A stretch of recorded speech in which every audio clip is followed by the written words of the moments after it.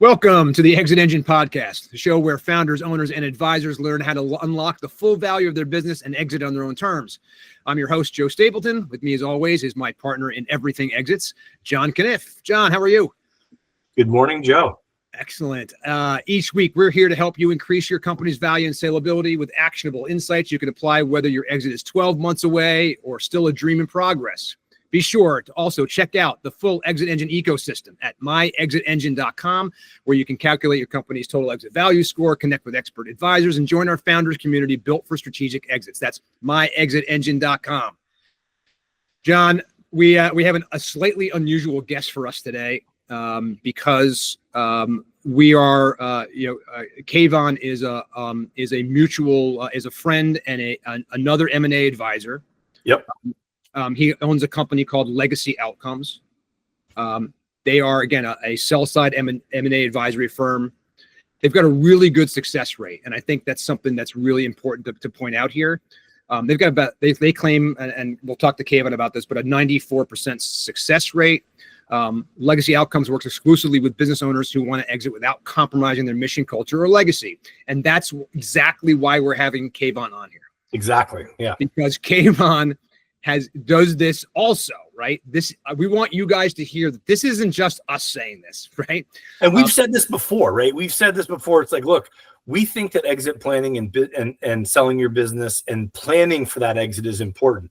Yeah. Would we like you to talk to us? Yes, but also we're not for everybody. And Kevon and other M&A advisors out there are excellent choices. They do different things. They focus on different industries. So you should, if you're an entrepreneur listening to this, you should use one of us, right? Reach out to Kevon, reach out to us. Do something, right? Go to myexitengine.com right now, get on the wait list. And so that we're going to tell you all about the community that we're building right now called My Exit Engine. Go check that out as well. Here's what's cool about Kevon too, though. Okay. Kevon is not just an M&A advisor. He is a kind of rare gem like us. Who has a ton of experience outside of the M&A world as a founder, right? So he's personally built and sold multiple companies himself, 8-figure outcomes, okay? Go check kids to 100x valuation, over 6,500 pediatric care teams, generating over $70 million in revenue with Gen Play Games. Kevon has lived both the chaos and the clarity of the exit journey himself, and that's why this is such a great conversation today. So without further ado, let's talk right now with Kevon Saber. Kevon, thanks so much for being on the ExitEngine Podcast. Joe and John, it's an honor because, like you guys, I consider Legacy to be in the very small minority of M&A firms that are really changing the trajectory for business owners. Nice. You know, the market, in many respects, is rigged, right? 94% of business owners are unhappy who try to sell. Right. You guys know the data as well as I do, but not everyone in your audience is as close to it as we are. 70% of business owners who try to sell fail. And of the remaining 30%, you have 24% of those 30 who have regrets over how they sold. So that means there's 6% left, right? Who are actually happy. And those are of course, the clients who work with a firm like yours or ours, or the minority of firms that are doing things differently. So it's awesome to be, with the minority of good guys today on this. That's awesome. That's so cool. And I love how you put that, because I think that's exactly how we see ourselves too, right? Which is, again, and what we're doing both at Exio and at ExitEngine, right, is the servicing of two slightly different markets, but in the same basic way, right? Which is and I think that we'll talk about this today, which is there are certain kind of standard things, right, that a buyer, okay, is judging a company on. Right. And making a decision whether to buy. Now we know that they've already got their own criteria, right? This is my investment criteria. This is the place we play in. We play in this because we've got this experience. We've got a criteria. We're looking for this kind of EBITDA. We're looking for this kind of, top line revenue. We're looking for a company that looks like this. Okay. And that's kind of like, that's where we always started, right? Back in our buyer days, that's where we started. What also goes into that then is obviously is the due diligence part, but the due diligence part, right, is often fraught with all kinds of other specific things that and again, this is what this podcast is all about, that sellers are just not aware of until they are sitting at that point in the table. There are these pitfalls. So from your perspective, Kevon, as both a founder and as an advisor, what are the common things that you are seeing right out there that the mistakes that founders are making or not doing that are essentially harming them when they get down to, why is this only 6%? I guess is the answer, right? Is the question. Yeah. So let's talk about it first at the highest level and then kind of drill down to a level of granularity that's really practical. Mm-hmm. So at the highest level, I think that the seller's path to regrets starts with untested assumptions. They have a lot of ideas about how this is going to go that have never been validated. Right. And then those untested assumptions meet the actual reality on the battlefield, and they say, oh my gosh, I wish somebody told me, right? So why doesn't anybody tell them? Well, because after you go through a horror story and leave a ton of money on the table as a business owner, you're not going to go onto social media or send an email to all your friends and say, I got my ass kicked. Right. I got rooked. Yeah. You're not going to say I was totally outmaneuvered by the buyers. But let me just say to your audience, I was totally outmaneuvered by the buyers. Right? I was too. And I tell this story all the time. Absolutely. John as well. Yeah. I sold my first company to a public company and my second company to private equity. And I got outmaneuvered in different ways each time, right? And realized, gosh, there needs to be a different kind of representation and a different kind of education. So I'm so grateful to everything you're doing with this podcast and more, from a broader standpoint, because business owners need to hear these realities. So that's the first category, is untested assumptions. Mm-hmm. Let's get back to those in a minute, if you like. We have 7 deadly assumptions, like the 7 deadly sins, that are expensive and common, right? Yep. We go through and educate business owners on. The second category is the brokers. They pave the way toward those regrets with not a lack of intentions typically, but a lack of competence. They might have shifted over from selling cars or selling houses and selling a $500,000 car. And I'm sorry, a $5,000 house. I don't know of a lot of $500,000 cars, but a $500,000 house and a $500,000 business, there's a lot of similarities.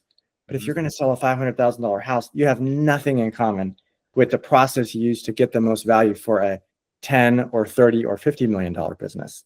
So again, it starts with untested assumptions. Then you have a road to regrets that's paved by mostly well-intentioned brokers. I'm going to come back to that mostly well-intentioned in a minute. And then the third factor is you're going to war with a $4.7 trillion private equity industry. So to bring a pocket knife to that hypersonic warfare is just plain idiotic, right? The buyer has a team of 5 or 10 people with between them 150, 200 transactions.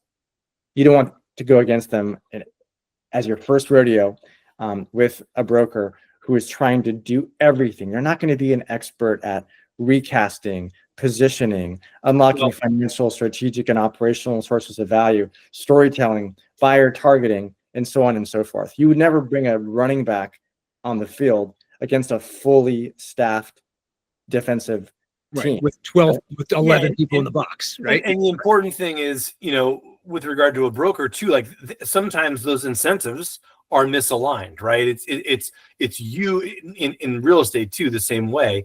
The broker gets paid for a transaction, and yeah, you'll get paid for a transaction too. But like to your point, you don't want a transaction at any cost, whereas the broker might want a transaction at a lower cost than you, because what's the difference in his or her commission if you sell for 11.2 million or 9.6 million, right? It means a lot to the owner, maybe not so much financially to the broker.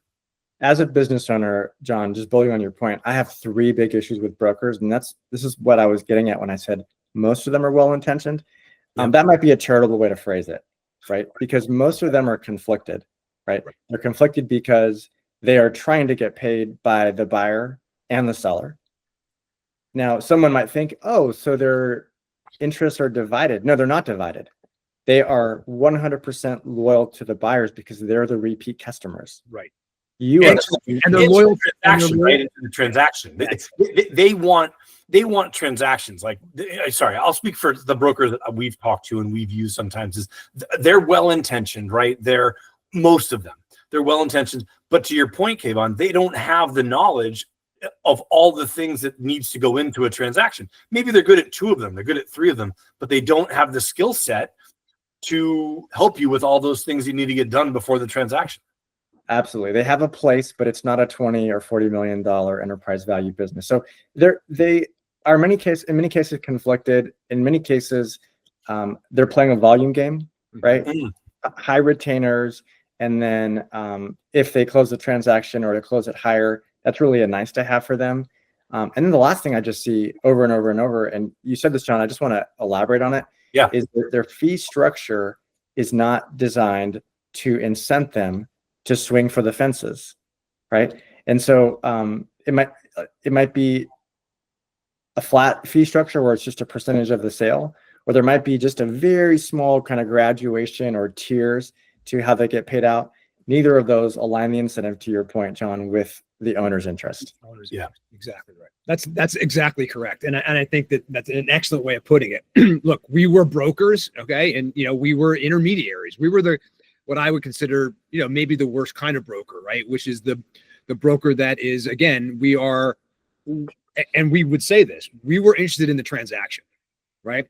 So for us, and it was a volume game. You're absolutely correct. The idea was that, again, it's about, I get as many transactions as I can going, understanding, because one of the other statistics that we haven't mentioned yet, Kevon, is the close rate, okay, overall, right? Your 94% close rate, okay, is outstanding, especially because when it's compared to the overall close rate, which is about 40%. Yeah. Okay. Yeah, I've seen it lower than 40 for enterprise values south of 30, and I've seen it a little higher. Yep. When you go to enterprise values north of 50. But I think 40 is the average if you're talking about a business between 10 and 90 million in enterprise value. That's it, squarely in the mid market, right? And so but again, the idea there is your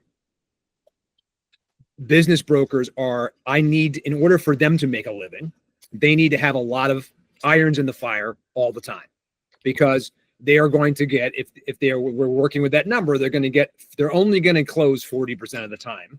Okay. In general, their close rate, again, might be higher than that. A lot of brokers talk about their close rate. That's an important statistic to show. But at the end of the day, right, what was really happening is that how much attention can they pay to all these different things? And also, most of them we weren't being paid to help the sellers, right? We really weren't. We were being paid to help the buyers find sellers, right?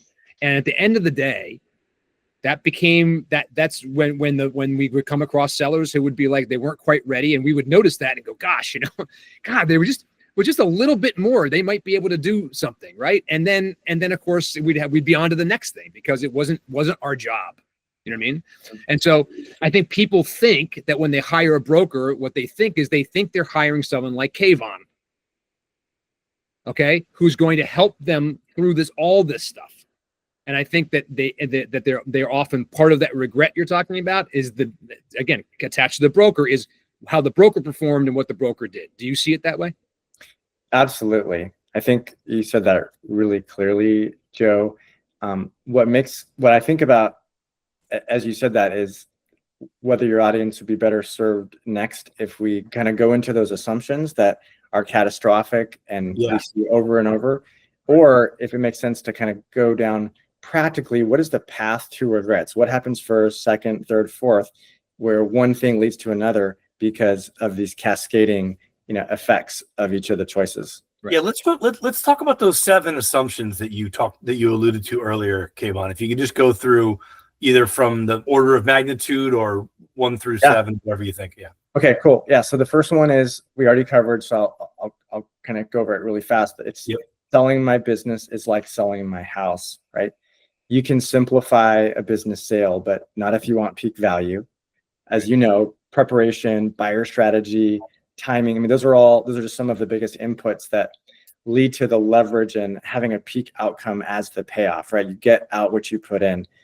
It can be simple, but if you want a peak outcome, it's more of a campaign, right? And that's why elite M&A teams will choreograph every stage to avoid those costly regrets that come from the shortcuts that make sense if you're selling a commodity car or a commodity house. Okay, the second assumption is I'm a good business person. I can run my business and grow my business while I sell the business. Mm-hmm. And the reality is every business owner who's taken a business to 7 or 8 figures in revenue, absolutely smart enough to master M&A. No question about it. But the business growing actually is where they're going to get the higher ROI on their time. We mentioned earlier that the private equity industry is $4.7 trillion in the US. Mm-hmm. Well, why is it so profitable? In part because they can profit on overconfident sellers.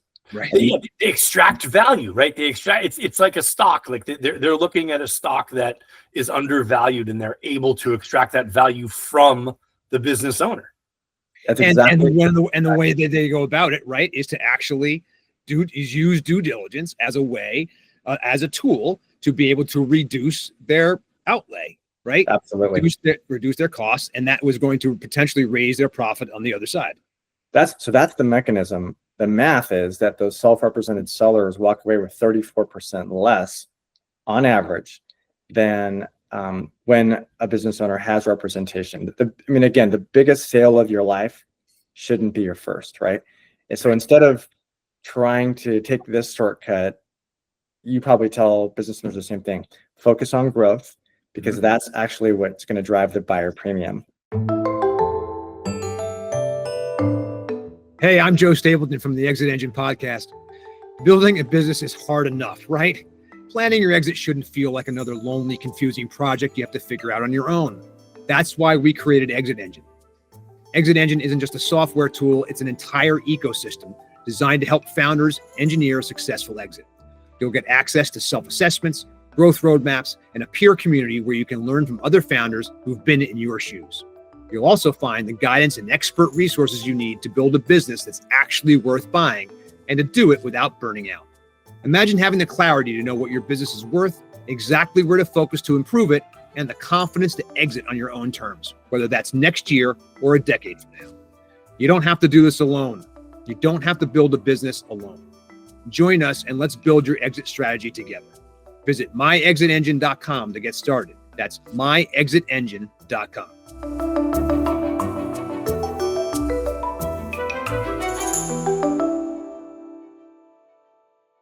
Well, yeah, what we preached is exit planning, and we talk about exit planning all the time, is just good business planning, right? It's if you continue to run your business and you continue to do things, you hire an advisor, someone like us on this podcast, is so you can focus on your widget company or whatever you do to grow that business. And then we think of your business as a product that we sell, because that's what we do. We are our products that we sell are businesses of our clients. Absolutely.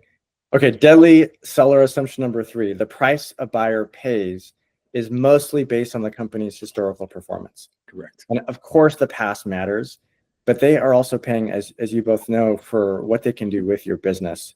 They prioritize strategic fit, growth potential, and ultimately the risk profile, which you guys are so good at helping people lower over time, even before they sell. So anchoring to the past ultimately blinds the business owner to the real levers of value and leaves the business owner to a defensive negotiation. That's it. They're starting from a defensive place, right? Because again, the first thing that we do, right, the first thing they're asking for, right, are the financials. And right, and I don't know what your experience with this has been, but our experience is that, that most people have a problem somewhere in their financials. Something, right? But again, back to your earlier point about the teams that these people have, okay? These people do not miss these things, right? You're not going to be able to put one over on a private equity firm. You're just not going to be able to do it, right? They may have another reason to want to buy you, and it happens, right? It happens where people just go, hey, you guys are so good, or I want this so bad that I'm willing to pay a premium for it or whatever. And that's great. And that's great if you can luck into that, right? I sold my marketing company. I think I feel like I lucked into that a little bit, right? It was a timing thing. It was about what we had, and it was about our about us having a capability that the buyer didn't have and was easier for them to buy, right? And they wanted to buy it at all costs. The problem in reality is that it's not always the case. In fact, it's almost not the case most of the time. So I love the way you phrased that in terms of lucking into it. And as you know, we can systematically create the luck, right? Right. That's what we're trying to do. Time intensive, and most sell-side representation, whether it's a broker, an M&A firm, or an investment bank, don't want to put in that much work, right? So what's a good example of that? When we're selling a company, we're looking at the public company earnings calls. We're looking at their annual reports. We're looking at the private equity communications from the GPs, the general partners to the limited partners, all to find out what are the mandates that this company we're selling fulfills, such that the company is an indispensable asset in the eyes of those buyers, as opposed to another company they might buy, right? Well, yeah, it's so interesting that you said that, Kevon, because it's like if they have a mandate or they have a desire to get into a certain industry and they're going to buy an anchor company that they're going to then roll up, right? That's where we found sometimes when we're talking to companies is if they're the initial purchase, right, for the company that's going to be the anchor for those roll-ups, that's a different set of valuation metrics than if they're going to be a roll-up company that satisfies a geographic distribution. Do you have experience with talking about or dealing with sort of going towards a private equity firm that's looking for that first one that I mentioned, that anchor? We're selling a medical device distributor right now, and we're targeting 3 different kinds of buyers. Private equity is one of them. And in all of our communication to those private equity buyers, we're saying this is a platform that you can bolt on and build on over time. And what are they looking for in a platform? They're looking for the same thing everyone else is looking for: high gross margins, high EBITDA margin, strong team, scalability, right? Yeah, process, right. Repeatable process, right? Yeah, nothing new under the sun, right?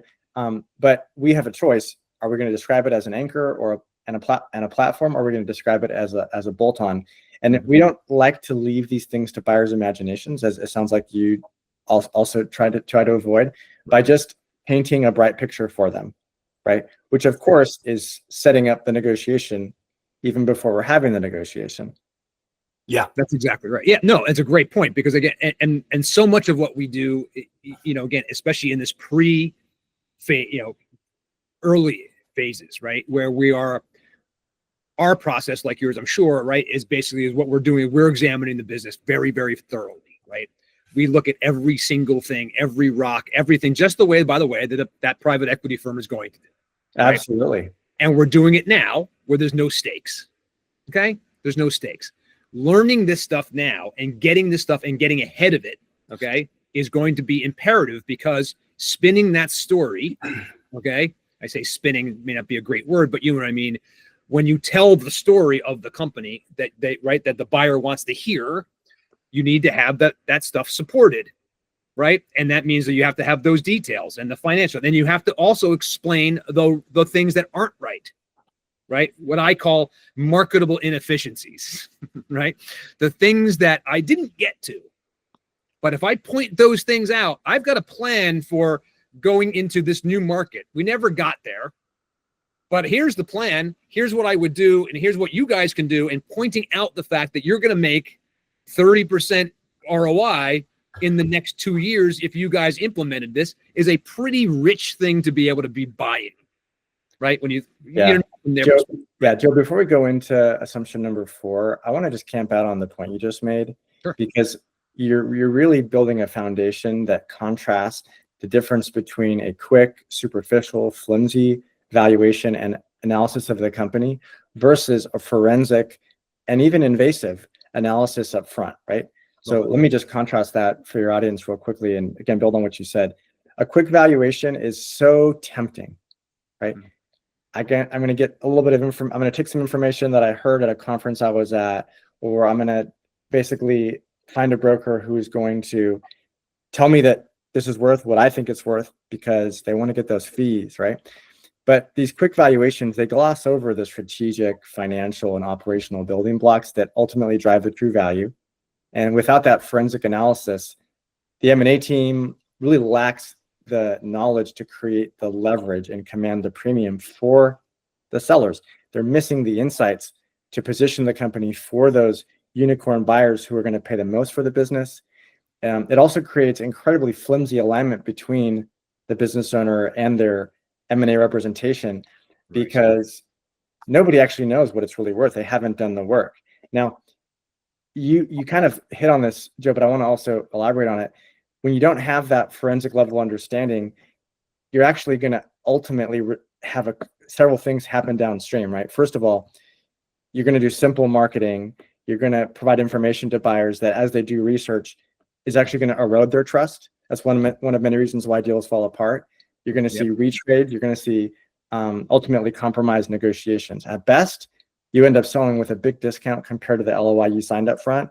At worst, the deal falls apart and you're back on the market as damaged goods that has every other buyer saying, I wonder why it didn't sell. There must be and you're talking about eroding trust. It's like if you're overselling what the company is, right? Like there are situations we've dealt with a couple of these situations where someone invests in a sort of expensive set of technology that is a little bit over what they needed, right? It's more than what they needed. But to talk about what Joe was saying is like, look, we know that our gross margin could have been higher if we didn't invest in this, but we're thinking about scale and we're thinking about geographic growth.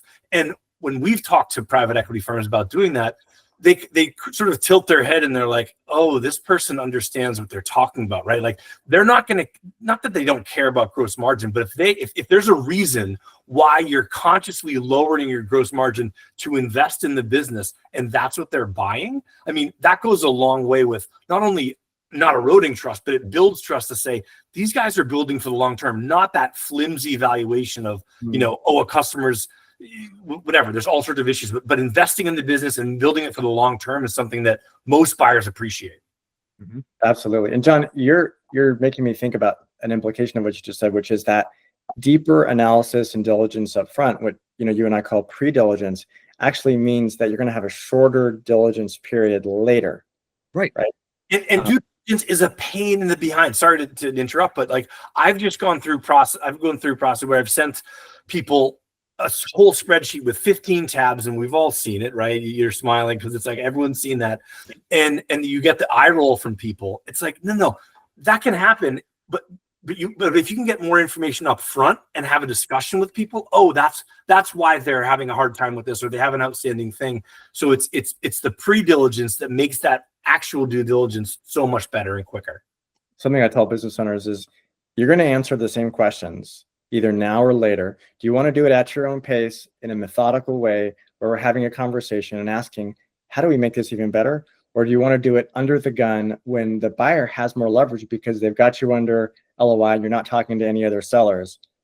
I'll take the former every day of the week. Yeah, so true, so true. And not just in business sales, on everything. It's just that, right? Like anytime you have the opportunity to know the answers before the test, right? Like, why wouldn't you take that? So if you're and let me answer my own question for a second, and because I want to talk about this part of it too, which goes back to again the regret part and things like that, which is to say, I'm afraid. Okay, deep down, I am afraid to know. Right? You have people who have built things and whatever, but every one of these people has their own stuff, right? They're all human beings here, and at some point, what we see happen a lot, and that regret is tied to this, is I'm sometimes afraid of what I haven't done. Like you said before, I'm not going to share around my regret of my business sale with people because I'm embarrassed by it, right? What we find too is that often people are embarrassed about something that they have, that they're hiding, that they are afraid is going to come out. Is there a thing, whatever, that's going to get them in trouble? And what we try to tell people is that, again, let us be the ones who see that with you, right? And clean that ghost up or that cobweb or that skeleton in the closet, whatever that is. Let's do that now, right? Not when you're sitting there in due diligence. So yes, at some point it's going to come out. Yeah, Joe, we use the same phrasing. Let them have the skeletons. Some of them we're going to be able to literally take to the dump because Right. they're no longer a part. They're no longer material to the company's not ongoing operations. Right. But better for us to find them and take them out. Others, okay, they are relevant for the company, and therefore they're relevant for the buyer. And so let's disclose them, because that builds the buyer trust you were talking about, right? Transparency builds trust. And so better for us to point that out and say, this is a defect, and here's what you might do about it, than just keep it in the closet, buried behind a bunch of clothes. And then they find it and think, oh my gosh, I don't know if I can trust this seller. What else is there, right? Like, and it gives you the opportunity, to your point, is disclose it, and you're dealing with it, or like it's something you're going to have to deal with, buyer, or you deal with it. Like lawsuits are a good example of this. You have a slip and fall lawsuit, like it happens to every company. I mean, not every company, but if you have physical locations, that happens a lot. Disclose it, deal with it, hopefully get it resolved before the closing, so that the buyer doesn't have to take on that liability. Yeah, absolutely. Good example. This medical device distributor we're selling right now, they had a small fine and $2,000 of inventory that the state they're operating in or shipping from found, and said, hey, you weren't licensed to actually, there's a lot of obviously regulations in medical devices. You weren't actually licensed for this one, less than 1% of your inventory to have this product. It was a simple oversight. It's disclosed in all of our buyer materials. It's clear as to how that's never going to happen again. We actually said, this is not a recurring expense, right? It was just a simple mistake. It's not relevant for you. And again, it was an infinitesimal amount of dollars. But gosh, if the buyer had combed through the regulatory records and found those and then said you didn't disclose it, it would have put us on our back feet. Yeah. Let's move along to I think we were at 5, right? The 5 is something. Okay, so number 4 is all that matters is the price I sell for. And of course, a high headline price is ultimately a risky structure. It's a trap, right? What you keep, when you keep it, what strings are attached. Those things define your outcome just as much, right? If not more than the headline price. So when you think about the details, escrows, earnouts, rolled equity, warranties, reps, clawbacks, employment terms, what am I missing? Working capital, tax treatment, post liability factors. Yep. All those things ultimately will determine what the money that hits your bank account ultimately is. And I've been personally banged up by 3 of those. Let's dig into those, because I want to hear those stories, obviously without client names. But like, what have you learned about that headline number and how to extract the most value or meet the desire of the seller from that headline number to the actual money to the seller? Yeah, I mean, there's a few things that jump out as the biggest themes. And these are lessons I've learned selling my companies. Fortunately, I've been able to protect the owners that we've served along these lines. So the first is, if there is going to be an earnout, tie it to numbers that are far harder to manipulate, right? It's real easy to manipulate EBITDA. It's a lot harder to manipulate revenue, right? It's much more in the buyer's interest to have the revenue growing as fast as possible, as an example.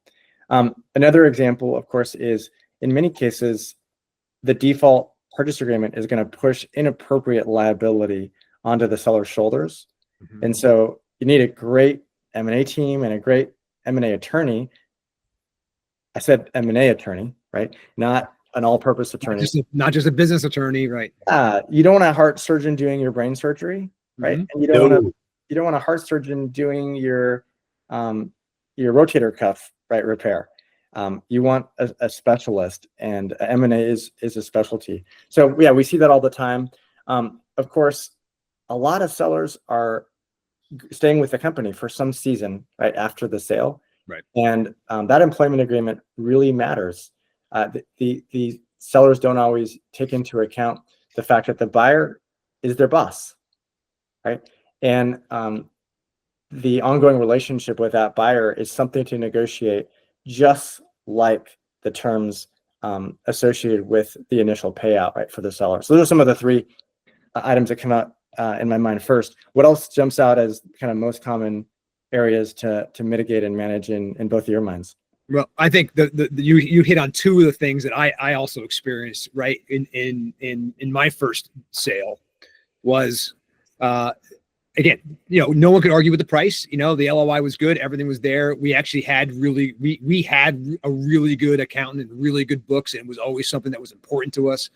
My partner, who was the CEO, was very much on top of that stuff. And they did a really good job. And in fact, actually, the irony of all of this is that our financial, our CFO is actually now the CFO of the company that purchased us. Oh, That's wow. what she was, right? But the idea that what you just talked about, the biggest thing to me was the employment agreement in the earnout, right? Because we know we have to be there. We have to kind of do this integration. We have to, and we were told, right?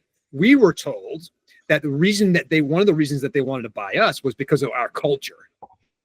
And that's a bunch of hogwash, by the way, just so you know. So any large company that's buying another one that's not something that can happen. It just doesn't happen in nature. We kind of bought into it because we liked our culture, and people used to talk about, look, we were a digital marketing. We're a family. Anytime someone says we're a family, run for the hills. Run the other way. But anyway, the idea was, what I was faced with was, we earn out, we're there, when this thing, and now I'm working for this guy. We haven't earned out yet. I'm still in that. It was a three-year earn out. So we're doing this stuff, and it's tied to maintaining. The good news, again, even the back end of the deal was decent. Okay. What the problem was that I was then suddenly being told to get on a plane on Sunday night, and fly to some place for the week where and this was now my job to do this all over the world. And I was just like, wait, what are you talking about? I just owned a company, right? I didn't have to do that when I owned this thing. And now you're telling me that even as I, and I knew that I'd leave eventually, right? But I had to be here to get this money, and I had to do this. It was the first thing that I realized was like, oh man, this is not what I thought it was going to be. And mine was EBITDA definition, right? The story that the private equity firm was telling us was, hey, we want to grow you and we want to do this. But they were also like saying, well, you're going to have to fund that growth, right? You're going to have to fund that growth, which when we're talking about, and when I asked, okay, does fund that growth means that comes out of our EBITDA and that will be the earnout? And they're like, yes. So we were selling the piece of the company, and then we were, for less than we thought it was worth, and then we were gonna have to fund our own growth. It's like, no, the whole point of this is you guys are gonna fund our growth, and we were gonna run our business, and you were gonna give us money to make it better.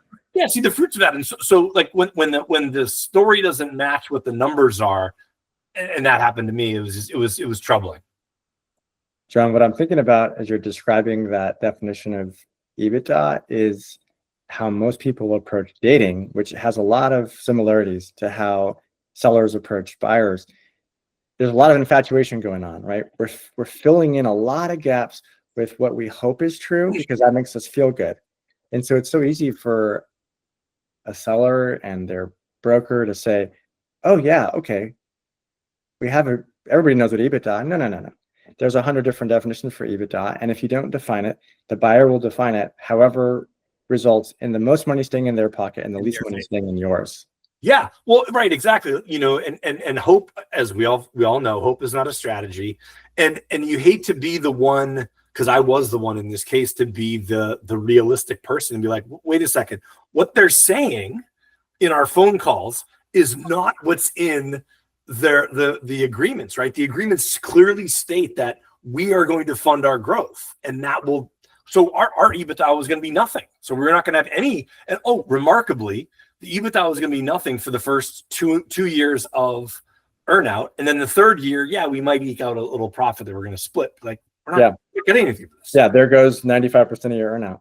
Yeah, right. Yeah. And the other last thing is when the earnout is 80% of the value, or 80% was a little much, but like if it's more north than 50, you got to realize that money down takes the town, as my grandfather used to say. And if you don't get cash in the bank and cash up front, everything's variable in the future, and the future's uncertain.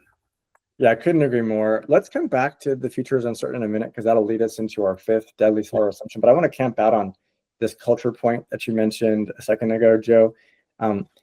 We have spent 10 years refining our process for getting the most proceeds or the maximum sale price and terms for our sellers. what we've seen over the last 2 years is that most of our sellers haven't actually accepted the highest offer. They've accepted the highest offer, which oftentimes is the second or fourth or fifth largest offer, where they actually believe their employees are going to be cared for, are going to be treated, fairly. And of course, you and I have ways to assess how a buyer is going to treat the employees with a pretty high likelihood, right? Right. And so I think I get nervous whenever the buyer leads with culture because, on a first date, everybody's going to talk about what they want you to hear, right? What they think you want to hear. I think it's much more important for us as representatives of sellers to come to our own conclusion of how well they're going to treat the employees, which of course varies in importance depending on the seller, right? I talk to sellers all the time who say, that's the number 2 factor after how much I am going to clear financially. We talk to other sellers who care a lot less about it, and it might be number 6 on their list of priorities. Mm-hmm. We've come across it with people that it's number 1 on their list, right? I mean, totally. And by the way, and it's a perfectly viable exit strategy to sell the company to the employees. And there's like 100 different ways to do that too, right? So you're right. The idea is that this is all a spectrum, okay? And all of M&A work is a spectrum, okay? And it's a matter of where you fall, what you can do, right? What you can control, what you can't, the levers you can pull, the time you have to pull those levers, right? All those things kind of come into play here. But the most important thing is that understanding that there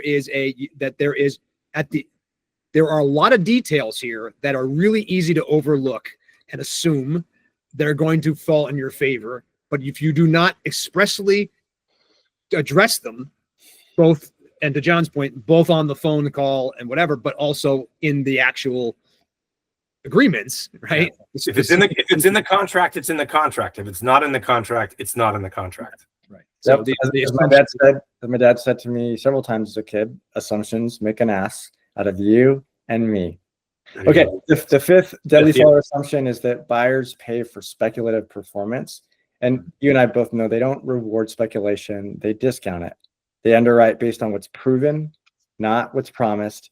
But they do pay up for credible markers of growth, like pipeline expansion, recent contract wins, market momentum, and to your earlier point, the ingredients that enable it: strong systems, scalable processes, capable team. Right. And I would just add into that too, what matters to that buyer too is, again, generally 2 things, right? What they're actually purchasing is either capability, okay? Some kind of capability they don't have. This is strategic buyers, right? Capability or market share. Right. Yep. So the idea is that, again, you have strong ones of either of those things, okay? Then you are raising up the spectrum, okay, of a sellable, desirable company, okay? And again, depending on who you target, who you go after, and then of course all the other things are important. The underpinnings are important. But I think that the thing to point out too is that the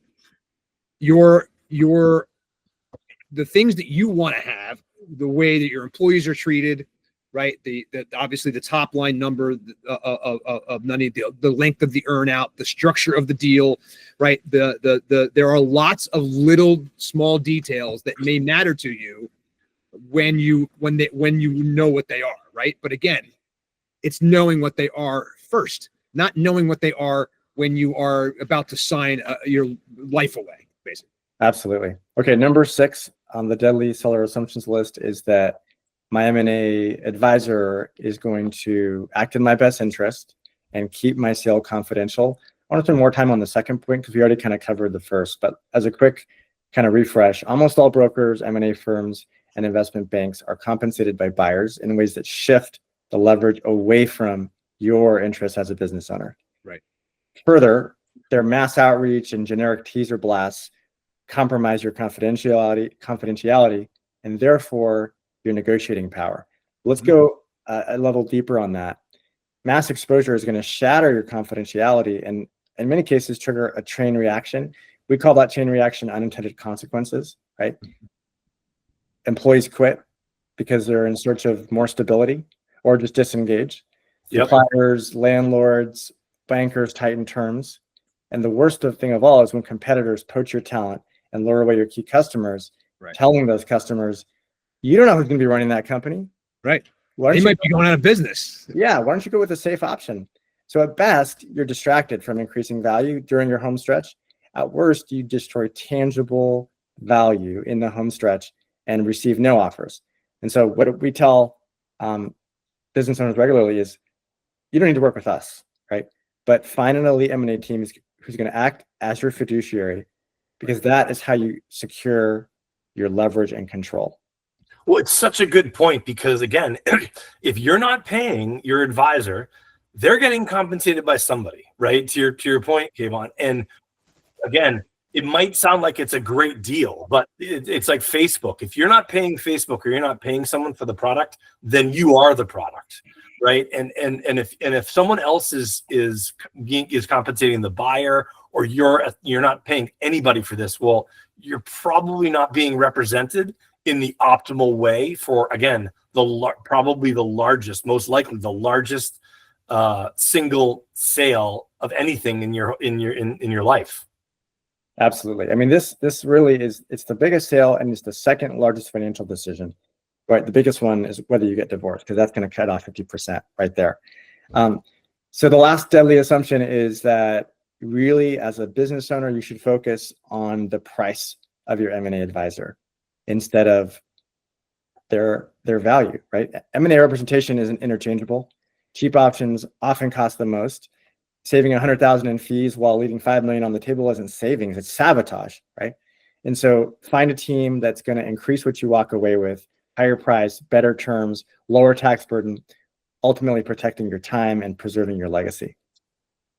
Yeah, that's a great one. That is a great one, because again, if it's the cheapest, it could cost you the most in the future. And again, what you mentioned about, they're only this much money, yet they can't command a premium, and they don't do the buyer outreach in the most effective way, and positioning, right? We didn't even really talk about positioning, but the right M&A advisor can position your company to receive a premium, whereas incompetent M&A advisors just will not do that and cannot do that. Yeah, that's a fantastic point.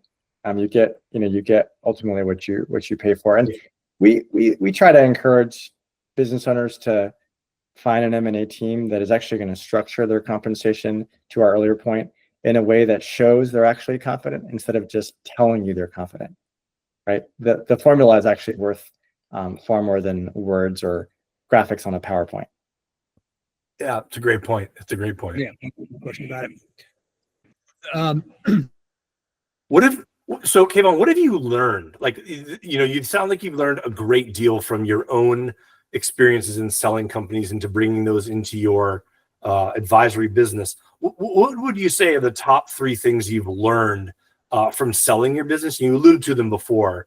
But what are those things that you're bringing to your clients that you wish you had known? The most important things I want people to walk away from today, based on really all of our experience selling our own companies. The first one is that the market's rigged, right? And that's why so few owners sell, and those who do have regrets. The second takeaway is that there's a predictable path to those regrets. So if you want that outcome, then follow the predictable path. Go in with your own assumptions, use a typical broker, and ultimately you're going to expect to have the same statistics. If you want a different path, right, that's a conscious choice, right? And moving away from the default requires intentionality. That's the difference between the path to regrets and the seller's power path. And then the last thing I'd say that I didn't know when I was selling my first company is that there's massive conflicts of interest in this space. So make sure you understand exactly how your advisor is getting paid. I think this is a great point, and again, worth going over for sure. And again, not to make it self-serving at all. We try very hard on this podcast to not be self-serving. Obviously, we see this podcast as a public service more than anything else. And so again, the big thing to know here is that, and I love the way that you said it before, somebody's paying for you for your advisor somewhere. Okay. If it's not you, then you got to ask yourself who it is. Okay. If you have an advisor who is saying to you, no, don't worry, I'll take care of all of this, and I'm going to take 10% of the deal.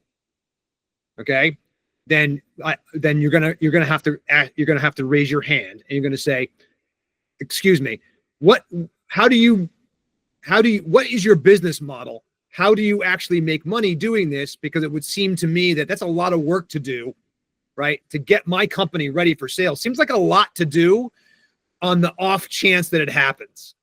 Yeah, that's a great point, Joe. One thing that is coming to mind as we're talking is that these business owners, of course, are incredibly busy.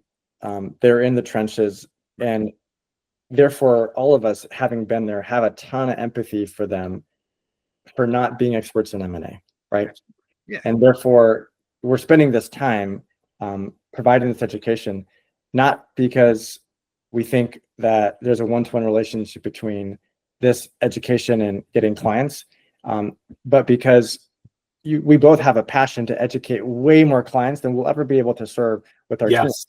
What we do is incredibly laborious, right? There's a lot of hours, as you just said, that goes into selling a business if you're going to do it right. And so we have a finite amount of time, but having sold the business twice and realizing how rigged the market is, I've decided to make this my second career. And so my hope is that we can educate and equip 100 times as many business owners than we ever actually serve directly, because we have a mandate to sell their business. That's why, of course, I do a lot of these podcast interviews. That's why I'm writing a book. That's why, we are in the middle of a tour around the country, educating business owners. And I'm putting together the 26 budget that we're putting more money into all those things in 26 than we did in 25. So anyway, I just wanted to point out that distinction. And ultimately that shows up in the numbers when someone actually comes to us and says, I'm thinking about selling, or I want to sell.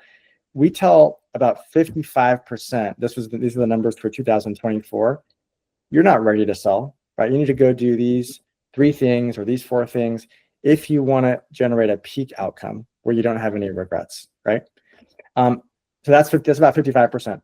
The next 25%, we say, hey, you're actually ready to sell, or you're really close, but it would be better if you worked with Exio, or it'd be better if you go work with this firm or that firm, because of something idiosyncratic about you as a company, you as an owner, and them as an organization.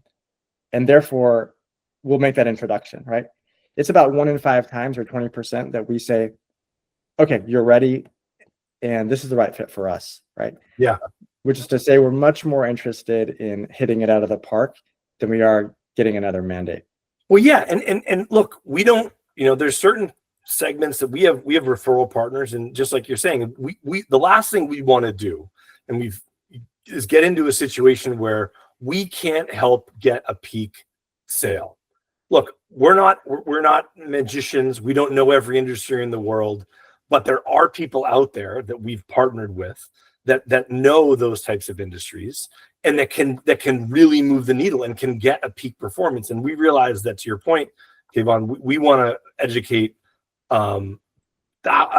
hundreds of entrepreneurs, and we won't be able to help directly those entrepreneurs, but we know that there are advisors out there that can help them grow their manufacturing business, as an example, just as something that they can go and help them because they have that specific industry expertise.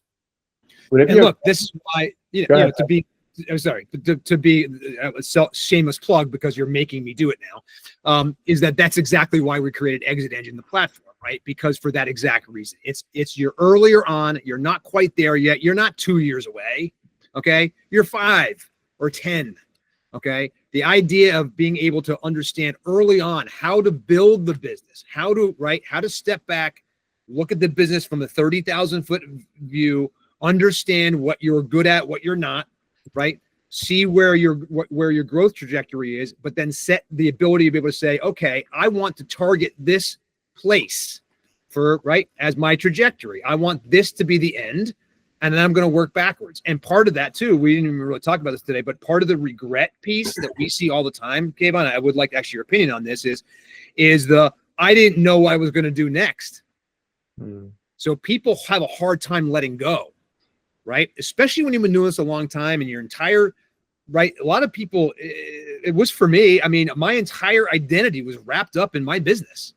And the other part that was hard that I regret about it, the whole thing, was that nobody told me, hey, you're going to have a mourning period. You're going to have to grieve this.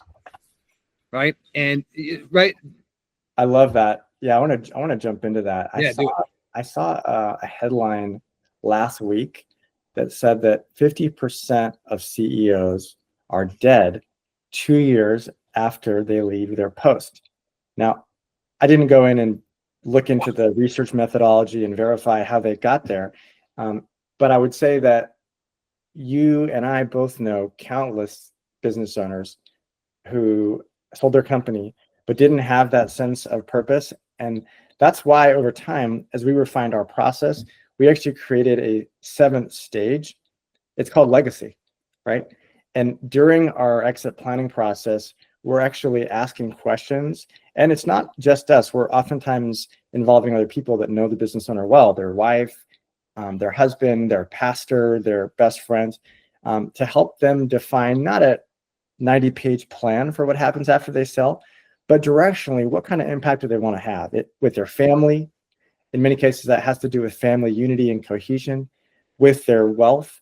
A lot of time that has to do with, multi-generations of family and what kind of purpose and value they want to pass on.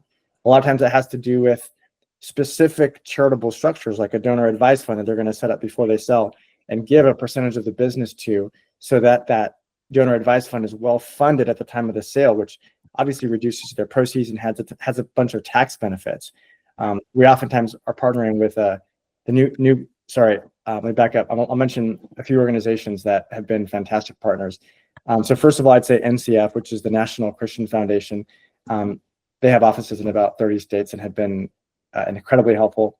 And then Signatory have been great partners on that as well. So yeah, to your point, having a purpose, a mission post-sale before the sale is done is critical in terms of happiness. In fact, when we look at all the sales we've done over the years, one of the biggest factors for how well it's going to go is, does the business owner have something they're running to? As opposed to away from. Yeah, as opposed to just running from. That's a great point. That's huge. They said it about boat ownership too, by the way, just so you know. So whenever you make a lot of money and you run towards the boat like I did, right? That's you actually running away from something. Well, yeah, right. It's the happiest day, right? The second happiest day is when you buy it, right? The happiest day is when you sell it. You sell it. Well, Kevon, thank you so much for joining us today. We really appreciate you being so generous with your time. And I can see the headline of this podcast, the seven assumptions that business owners make, because those are so illuminating, and we've touched on a lot of them in our podcast. But I think the really nature with which we put it was just it's just going to be listening gold. Really. Thank you so much, John. It's been an absolute pleasure. I love the mutual passion we have for protecting business owners and their legacies and their teams. It's not every day that I get to have a conversation like this. So thank you. Absolutely. Well, Kevon, thank you so much for being here. Really appreciate it. Kevon Saber, co-founder and partner at Legacy Outcomes, sell-side M&A advisory firm. 94% success rate these guys got, right? This is really, really good stuff. Again, Kevon has had a lot of experience doing this. Kevon has been you, right? We have been you. We know exactly what it feels like. We know how hard this is, okay? This is why we are building ExitEngine, because we want you guys to know early on what you can do, how to examine your business, what are the things that you need to look for, right? Within ExitEngine, myexitengine.com, you're going to be able to get our framework, our total exit value system that's going to go over 12 different areas of the business that you're going to start to examine and look at. It's going to give you access to all our content, all our learning, including this interview with Kevon. By the way, there's going to be, hopefully, Kevon doesn't know this yet, but there's going to be more stuff we're going to be doing with Kevon down the road, I'm sure. And also other great advisory partners. The people that you hear on this podcast are people that we work with all the time who are really needle movers. They are people that really understand the lens that exit planning is and how to move your business in the specific ways that it needs to do in order to be able to increase your value and saleability. Plus, you're also going to get access to other founders who are just like you, right? You're going to get coaching. You're going to be able to get everything that you need to start to set your exit trajectory. And when you're ready, right, You're going to meet people like Kevon. You're going to be able to go to Exio. You're going to be able to find that exact right partner to be able to help you, take you to the last couple of miles. All of that, you're going to be able to find all that here at myexitengine.com. So right now, please go to myexitengine.com. You will see right there today, you will see, you will be able to sign up there. You will be able to actually give your email address. We will get in touch with you directly about how to become a member of the ExitEngine ecosystem moving forward. Kevon, thank you so much for being here. Kevon Saber from Legacy Outcomes. Thank you so much again today. It was a really great conversation, and can't wait to talk to see you again. Thanks again, Joe and Don. Have a great one.